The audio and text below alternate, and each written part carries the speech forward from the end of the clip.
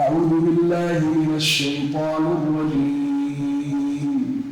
بسم الله الرحمن الرحيم. الأخلاء يومئذ بعضهم لبعض عدو إلا المتقين. يا عبادي لا خوف عليكم اليوم ولا أنتم تحزنون الذين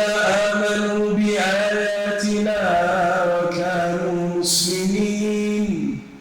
ادخلوا الجنة أنتم وأزواجكم تحبرون يطاف عليهم بصحاف من ذهب وأكواب وفيها ما تشتهيه الأنفس وتلذ الأعين وأنتم فيها خالدون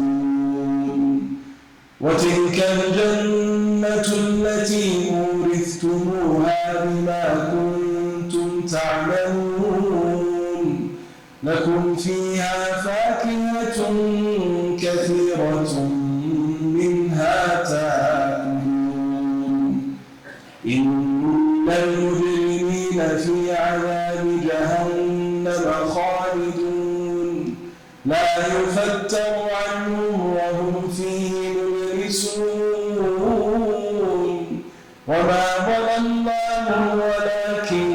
كانوا هم الظالمين ونادوا يا مالك ليقض علينا ربك قال إنكم ماكثون لقد جئناكم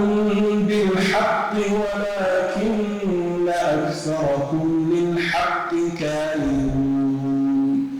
أم أبرموا أمرا فإنا مبرمون أم يحسبون أنا لا نسمع سرهم ونجواهم بلى ورسلنا لديهم يكتبون قل إن كان للرحمن ولد فأنا أول العابدين سبحان رب السماوات والأرض رب العرش عما يصفون فذرهم يخوضوا ويلعبوا حتى يلاقوا يومهم الذي يوعدون وهو الذي في السماء إله وفي الأرض إله وهو الحكيم العليم وتبارك الذي له ملك السماوات والأرض وما بينهما وعنده علم الساعة وإليه ترجعون